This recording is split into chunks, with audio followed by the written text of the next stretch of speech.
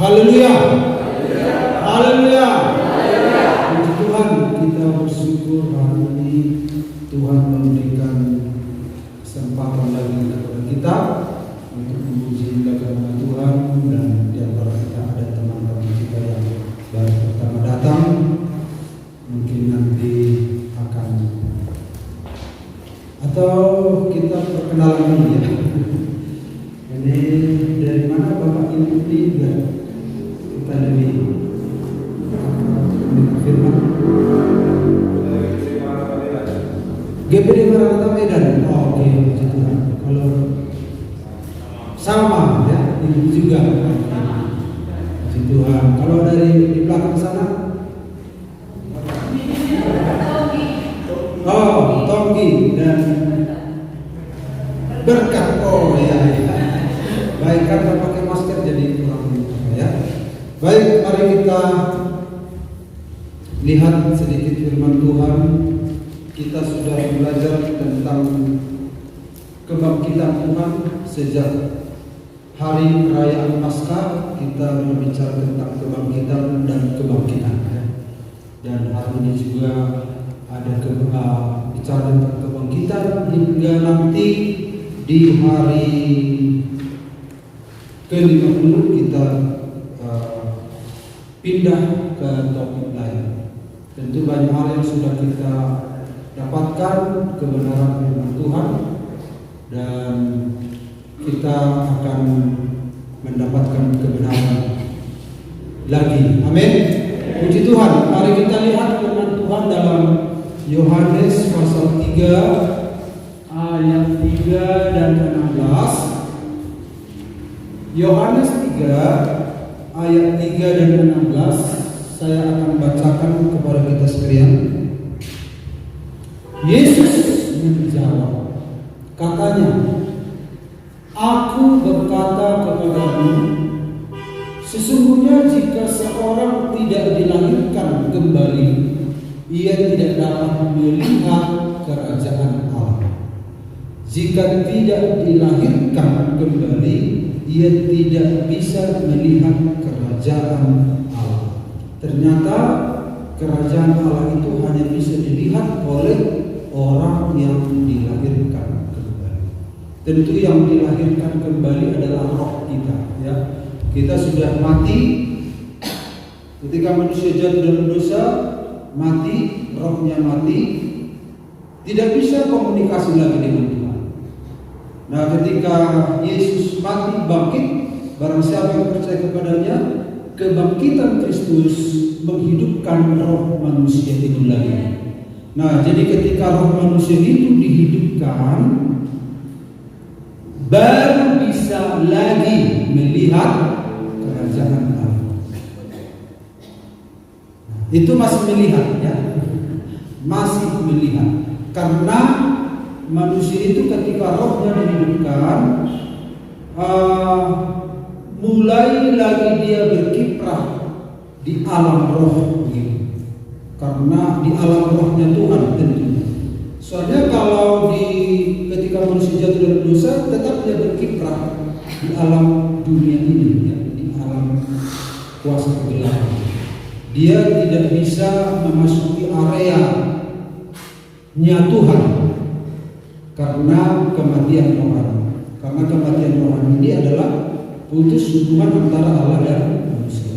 Jadi ketika rohnya dihidupkan, dia mulai mengambil start untuk bisa memahami tentang Allah, kerajaan Allah. Ya, itu awal. Nah, kemudian ayat 16 kita tahu semua ini adalah latar belakang dialog antara Yesus dan Nikodemus. Nikodemus adalah orang yang pakar agama Yahudi, namun dia tidak memiliki penilaian rohani, tidak bisa memahami hal-hal yang rohani. Walaupun dia memiliki standar tinggi dalam agama Yahudi, tetapi hal-hal yang rohani yang dari Allah dia tidak paham sebelum dia dilahirkan kembali. Kemudian saudara-saudara, puncak dari dialog mereka ayat 16 karena begitu besar kasih Allah akan dunia ini, sehingga Ia telah mengaruniakan anaknya yang tunggal, supaya setiap orang yang percaya kepadanya tidak binasa, melainkan beroleh hidup yang kekal. Dilahirkan kembali ini identik dengan tidak binasa. Jadi Yohanes pasal 3 ini adalah sebuah cerita yang berkesinambungan, dan puncaknya ayat 16 adalah ayat emas, ya, ayat emas dari seluruh Alkitab. Jadi kalau pakar-pakar menyebut kalau dipres semua Alkitab ini, maka ayat intisarinya adalah Yohanes 3 ayat 16. Karena begitu besar kasih Allah akan dunia ini, sehingga Ia mengaruniakan anaknya yang tunggal, supaya setiap orang yang percaya kepadanya tidak binasa, melainkan beroleh hidup yang kekal. Jadi supaya tidak binasa adalah percaya, barang siapa percaya kepadanya. Nah, percaya kepadanya itu adalah dilahirkan kembali, ya. Nah, mari kita lihat ini satu poin, kita perhatikan. Kita akan lihat dulu ayatnya, lalu belakangan saya akan tunjukkan gambar-gambar supaya Bapak ini tidak bosan dengan ayat kan. Nah, ayatnya dulu, ya. Yohanes 5 ayat 27 dan 29. Dan Ia telah memberikan kuasa kepadanya, yaitu kepada Yesus, untuk menghakimi, karena Ia adalah anak manusia. Janganlah kamu heran akan hal itu, sebab saatnya akan tiba bahwa semua orang yang di dalam kuburan akan mendengar suara, yaitu suara Yesus Kristus. Ayat 29. Dan mereka yang telah berbuat baik akan keluar dan bangkit untuk hidup yang kekal, tetapi mereka yang telah berbuat jahat akan bangkit untuk dihukum. Jadi minggu yang lalu kita sudah lihat tentang kebangkitan Kristus adalah dasar kebangkitan semua manusia, baik itu orang yang percaya maupun orang tidak percaya. Supaya kenapa perlu mengalami kebangkitan tubuh? Karena tubuhlah menjadi peraga dari semua perbuatan. Karena yang diadili adalah perbuatan-perbuatan. Orang akan menerima upah berdasarkan perbuatan, orang akan dihukum berdasarkan perbuatan. Jadi tubuhlah menjadi alat peraga dari perbuatan.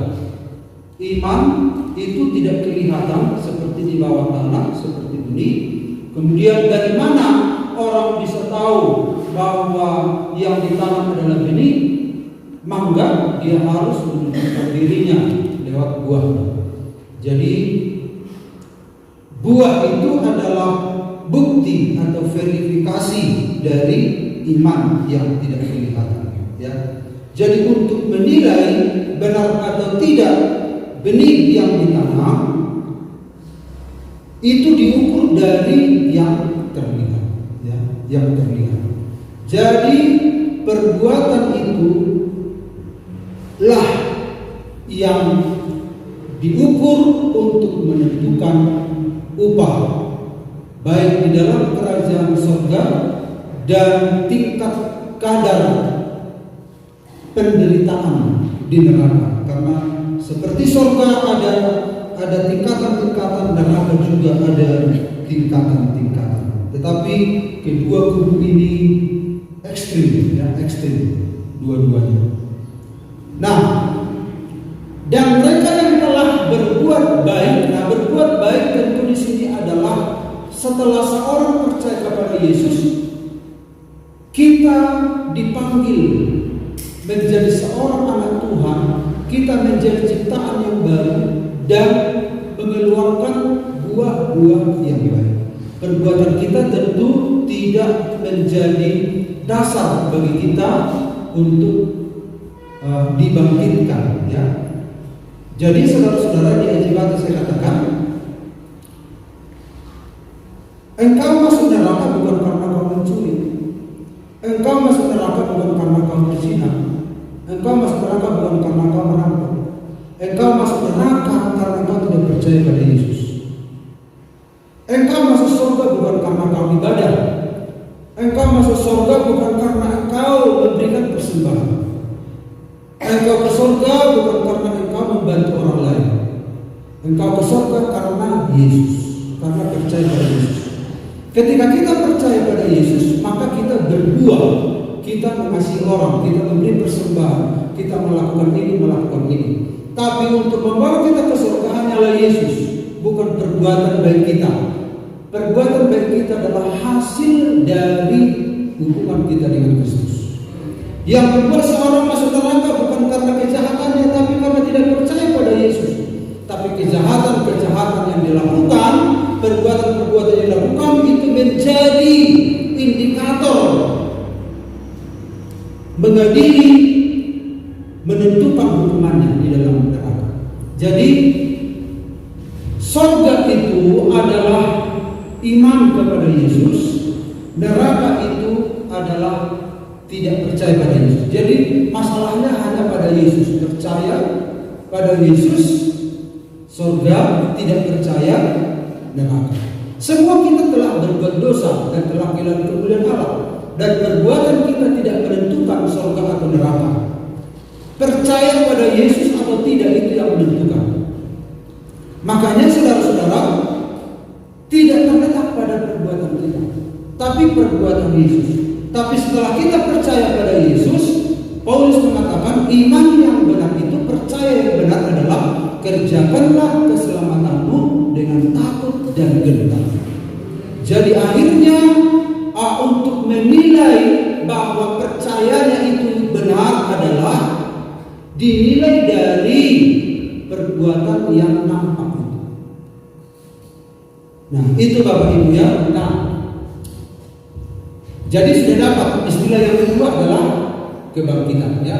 Lalu yang ketiga kita lihat, berbahagialah dan kuduslah ia yang mendapat bagian dalam kebangkitan pertama itu. Kematian yang kedua tidak berkuasa lagi atas mereka, tetapi mereka akan menjadi imam-imam Allah dan Kristus, dan mereka akan memerintah sebagai raja bersama-sama dengan Dia 1000 tahun lamanya. Lalu maut dan kerajaan maut itu dilemparkanlah ke dalam lautan api. Itulah kematian yang kedua, lautan api.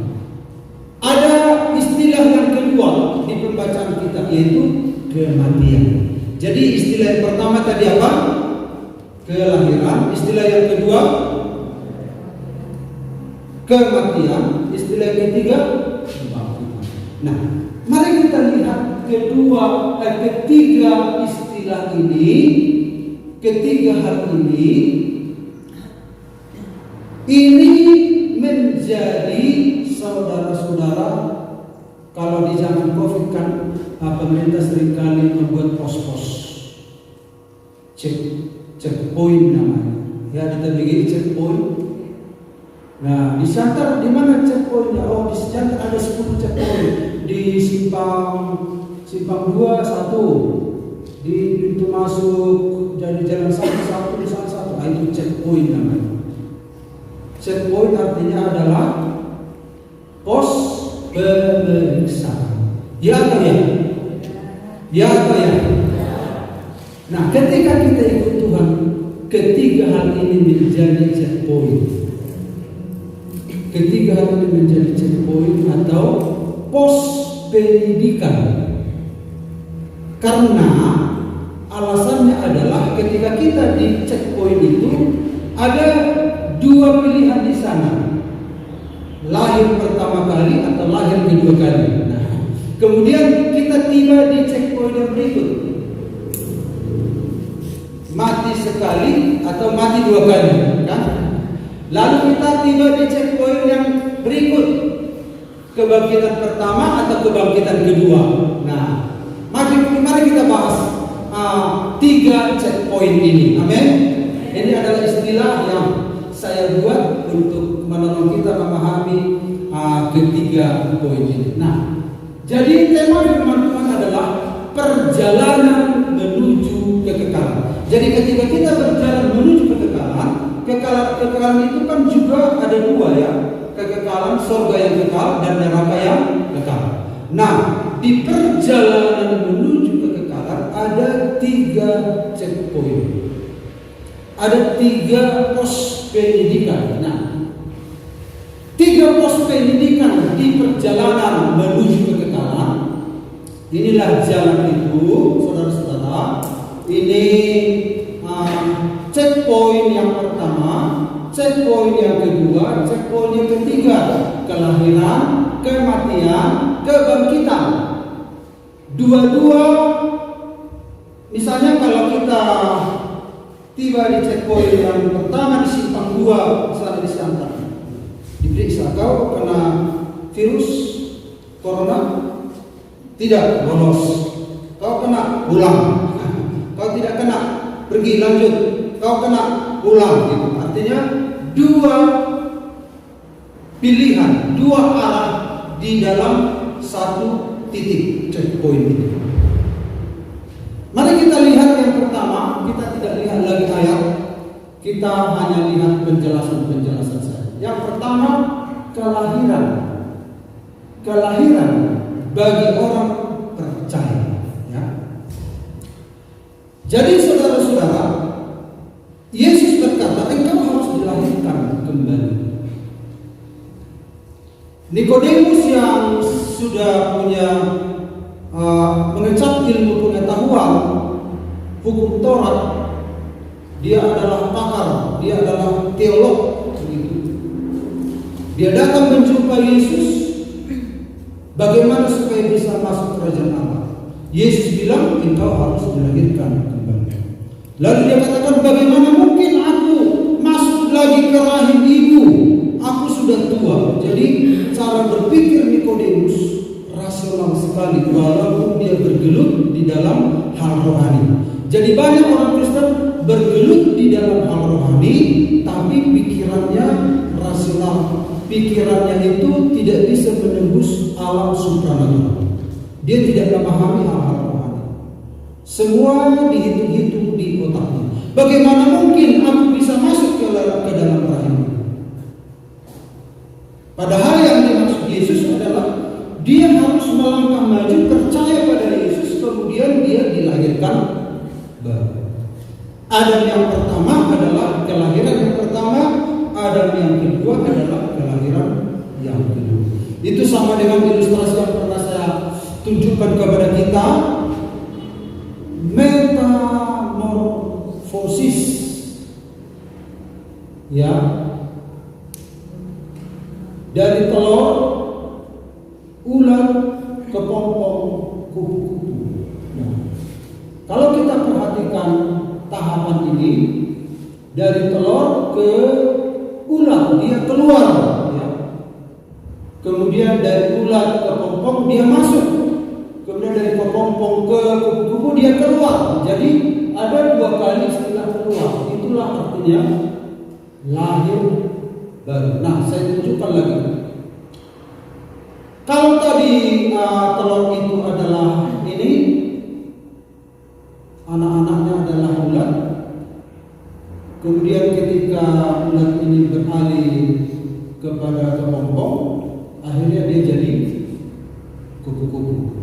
Nah, kalau kita bandingkan ini dengan kekristenan, ini adalah Adam yang pertama, ini kita lihat keturunannya.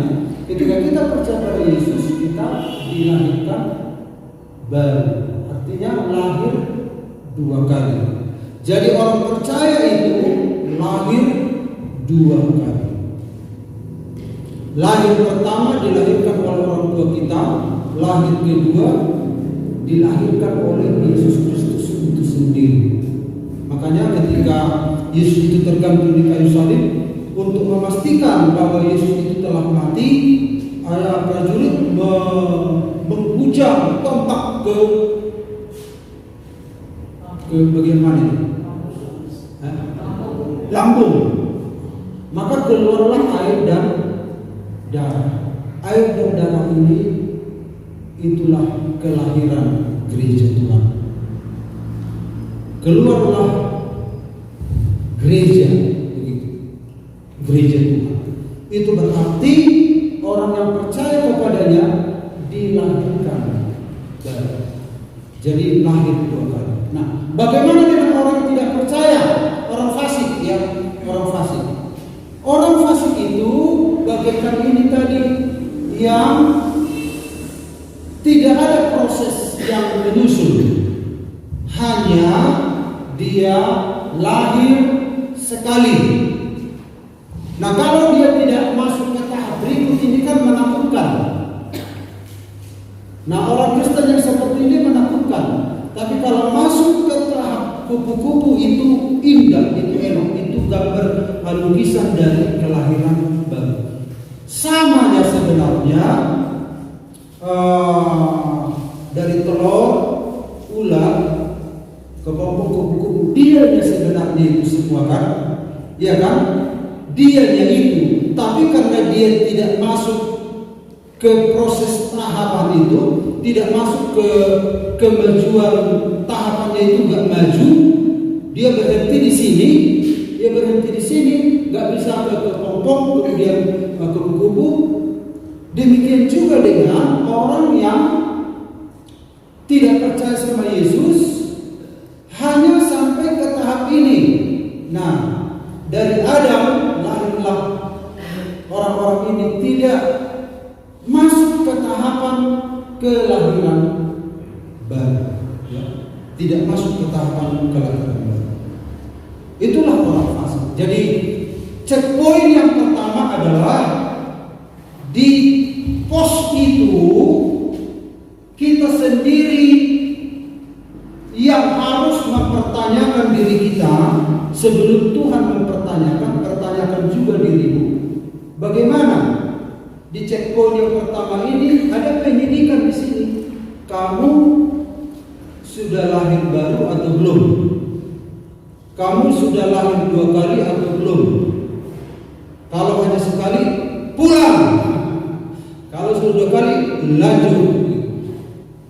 Atau jangan pulang, atau jalur lain, gitu, ya.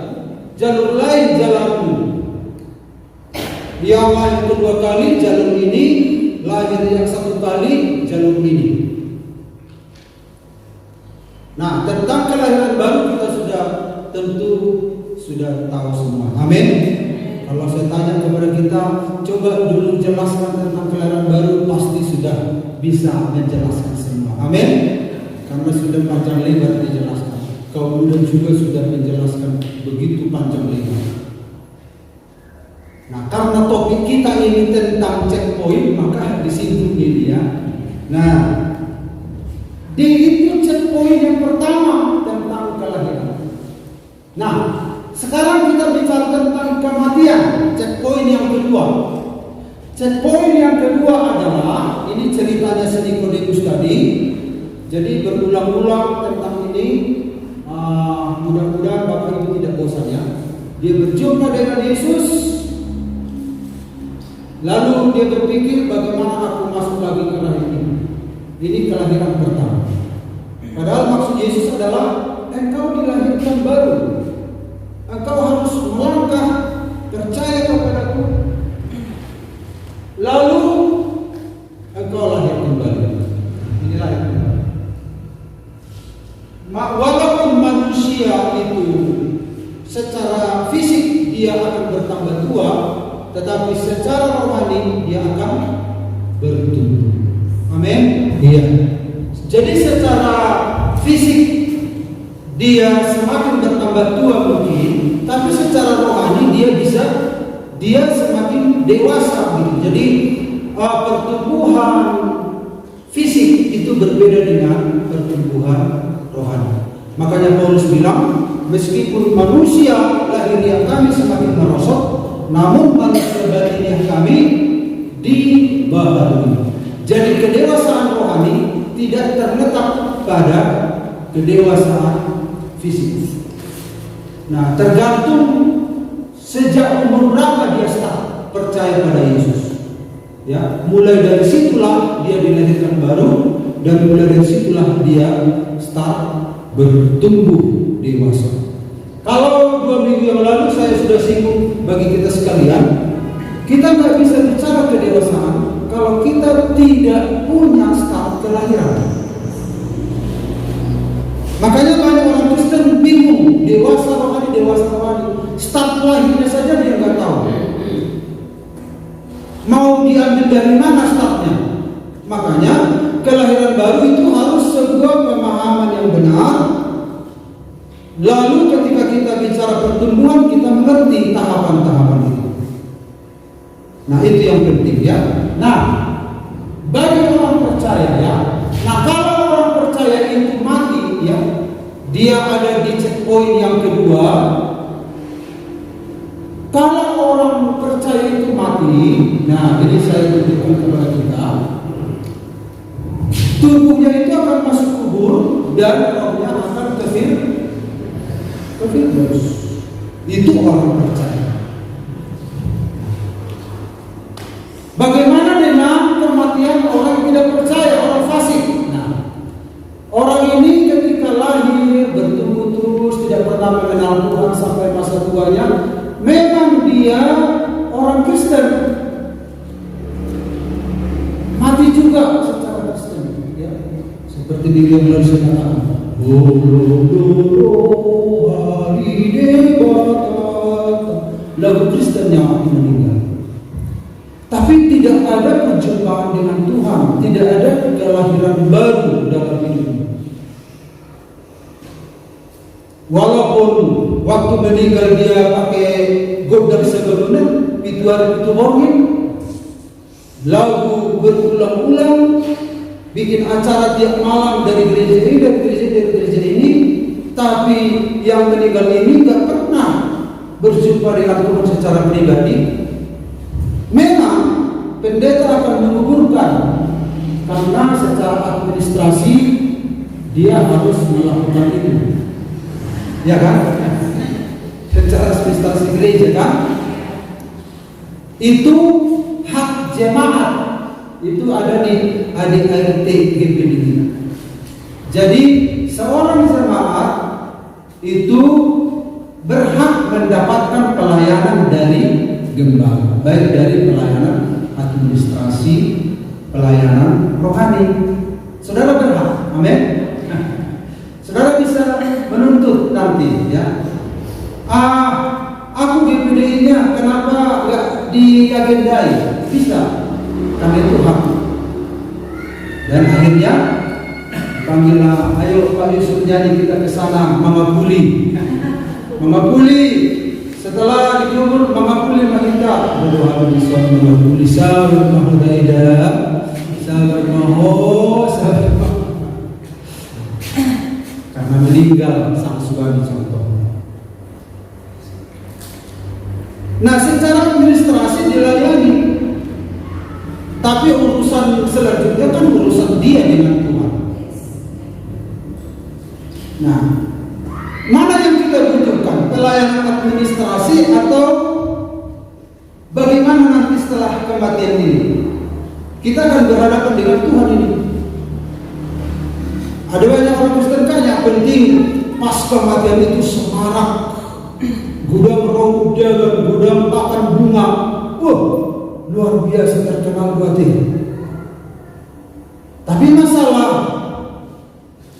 hubungan dengan Tuhan seringkali diabaikan. Orang fasik, Bapak Ibu kita lihat, ketika dia meninggal, lepas dari agama apapun dia, tapi saya contohkan di sini Kristen supaya kita waspada. Amin. Bukan Kristen semua begini kan, tapi supaya kita waspada. Kristen pun bisa gitu ya. Nah, ketika dia meninggal, rohnya kemana? Nah, lihat rohnya ini ya kemana? Ke Hades. Dalam bahasa Yunani ya, Sheol, bahasa Ibrani, tempat alam maut, penyiksa. Di Hades itu iblis masih menyiksa. Makanya kalau Bapak Ibu dengarkan kesaksian anak-anak Tuhan yang dibawa ke neraka itu, iblis itu menyiksa. Nanti di lautan api, iblis itu sudah dibakar bersama dengan orang yang tidak tertulis namanya dalam kitab kehidupan. Jadi yang masuk ke lautan api itu adalah ada berapa kemarin yang saya jelaskan. Satu adalah orang yang tidak tertulis namanya dalam kitab kehidupan. Yang kedua adalah maut dan kerajaan maut. Yang berikut, ya Pak, iblis dan malaikat-malaikatnya, nabi palsu, antikris, naga, itu dilempar semua. Tapi alam maut ini, hadis ini belum Gehenna, karena neraka dan api itu dalam bahasa Yunani Gehenna, dia lautan api. Nanti kita tunjukkan lautan apinya ya. Nah, jadi di sana disiksa, tidak ada perhentian. Sudah mati, ternyata nggak selesai juga. Masaibe penderitaan nilai, masaibe sudah karena susah nanti nom masaibe. Ternyata kalau dia nggak percaya sama Yesus, dan dilahirkan baru, makin susah dia lakukan. Tapi orang percaya pada Yesus apa? Rest in peace, beristirahat dalam damai. Haleluya, di pangkuan agama. Beristirahat, benar-benar beristirahat. Jadi kalau kita katakan lalu jadi Tuhan,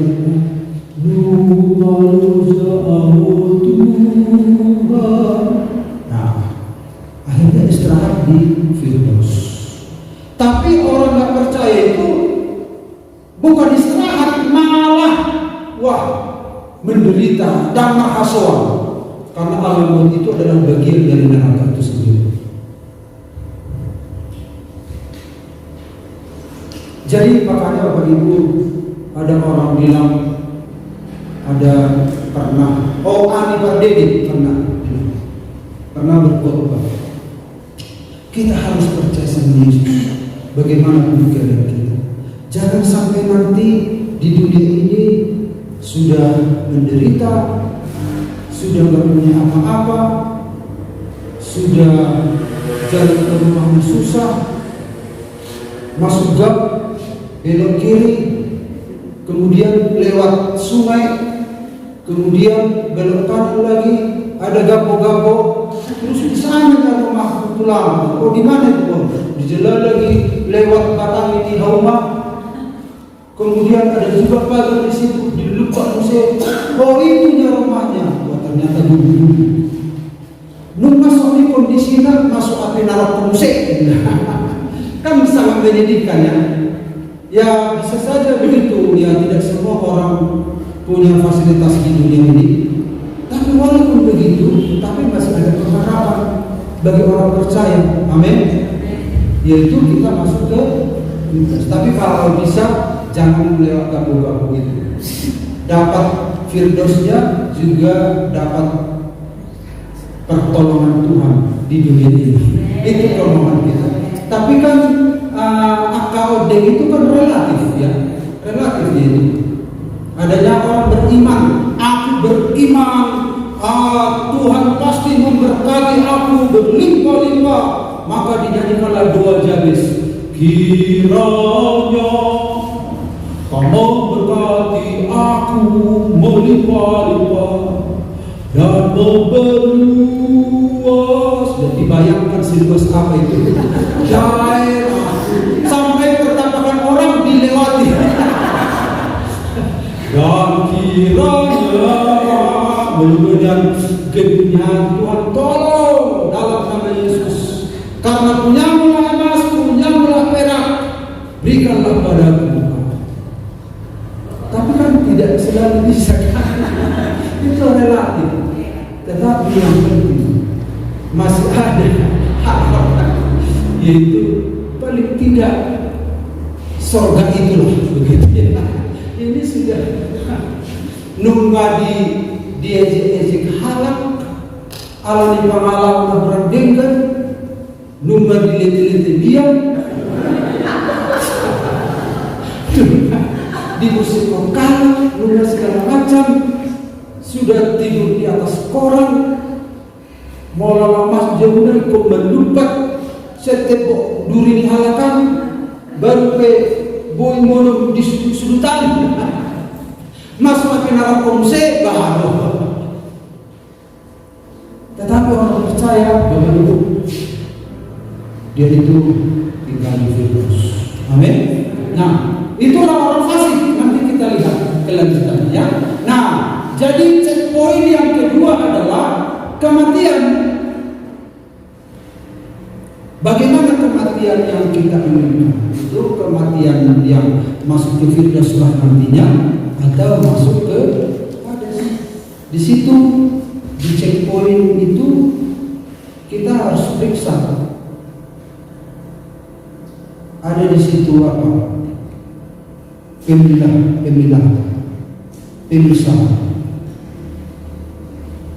Ternyata pemisahan ini sudah ada sejak Adam, ya. Dari Adam baru lahir anaknya. Langsung dua jurusan itu, Kain, Habil. Terus dua jurusan sampai sekarang.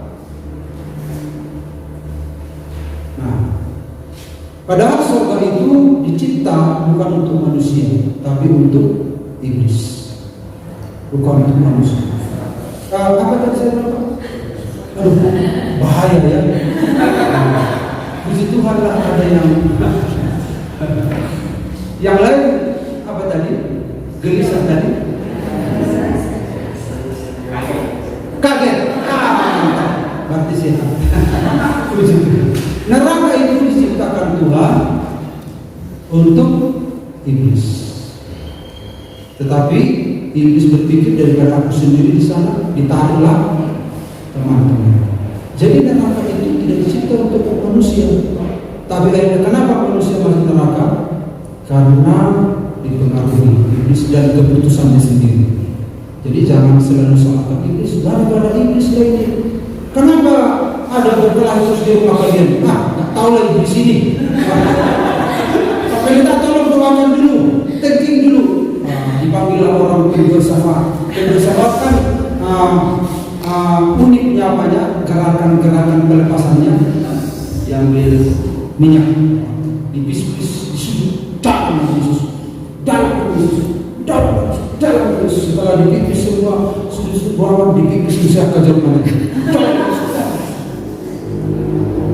Nah, setelah itu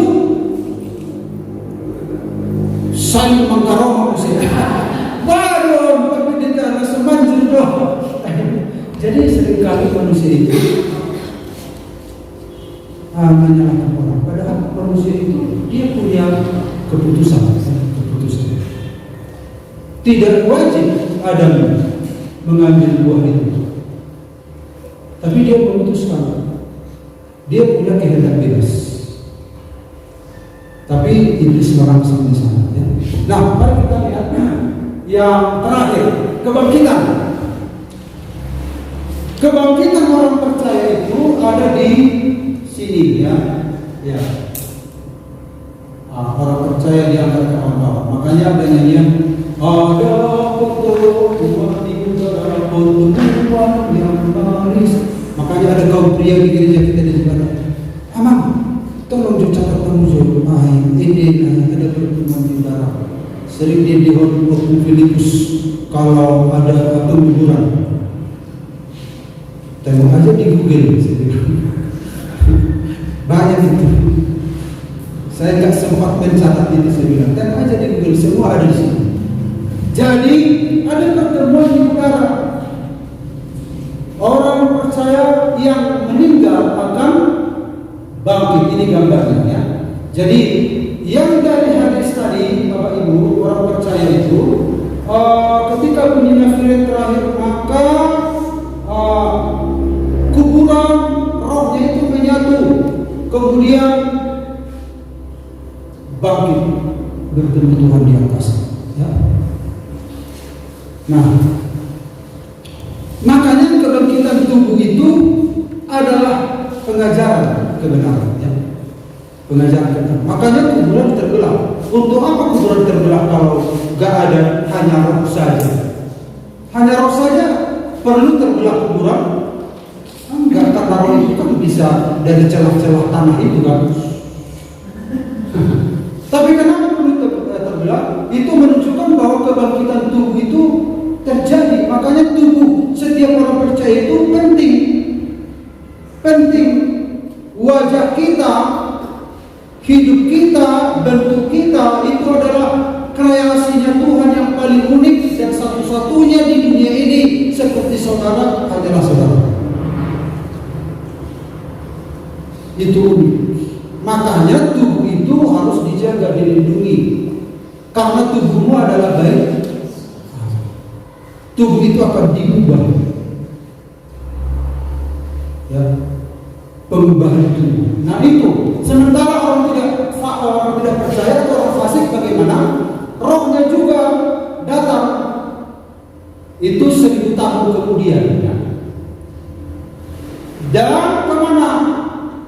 Bangkit juga dan masuk ke dalam lautan api. Gehenna. Bangkit hanya untuk masuk ke lautan api. Petanya adalah ini. Di sini ya. Di sini kebangkitan orang mati, orang fasik 1000 tahun kemudian masuk ke Gehenna. Jadi kesimpulannya adalah orang manusia itu 2 jurusan, yaitu Hades dan Firdaus. Firdaus itu Hades itu bagian dari lautan mati, laut mati, dan api, dan Firdaus itu bagian dari neraka. Jadi saudara-saudara, orang percaya masuk ke sini beristirahat. Orang yang tidak percaya di alam maut ini mengalami siksa-siksanya. Nanti akhirnya ini juga dilemparkan ke lautan api. Jadi kesimpulannya adalah kalau orang lahir 2 kali, dia mati sekali dan akan mengalami kebangkitan yang pertama. Ini kesimpulan khotbah ini. Kalau dia lahir sekali, dia akan mati 2 kali. Dia akan mengalami kebangkitan yang kedua. Itu kesimpulan. Amin. Jadi kalau lahir 2 kali, yaitu orang percaya, dia hanya mati sekali, yaitu badannya, fisiknya. Karena akibat dosa itu kematian fisik tidak bisa terhindar. Ya. Tapi Tuhan sudah hidupkan. Karena ketika manusia itu jatuh dalam dosa, ada 3 jenis kematian terjadi sekaligus. Kematian jasmani, kematian rohani, kematian kekal. Kematian rohani telah dipulihkan oleh Tuhan menjadi hidup rohani dan berujung kepada kehidupan kekal. Tapi kematian jasmani itu nanti terakhir, dan musuh yang terakhir dikalahkan adalah maut, kata Tuhan, kalau dia akan kembali. Sejak itu tidak ada lagi kematian. Tetapi kita nggak bisa menghindari kematian ini karena akibat dosa. Ada penyakit, ada angin nggak bisa kita hadapi, akhirnya flu dan virus dan lain sebagainya. Itu tubuh kita diserang. Tetapi Tuhan berjanji akan membangkitkan kita. Sejak itu kita akan bersama-sama dengan Tuhan dan tidak akan mati lagi. Jadi Bapak Ibu, kalau lahir 2 kali, matinya hanya sekali, kematian fisik. Kemudian dia mengalami kebangkitan pertama. Sementara kebangkitan kedua jaraknya itu 1000 tahun. Ya. Orang mengalami kebangkitan pertama ini, orang yang ada di ini baris pertama ini, itu masuk ke dalam kerajaan 1000 tahun. Orang yang hanya lahir sekali, dia akan mati 2 kali. Mati secara fisik, juga mati selama-lamanya di dalam neraka.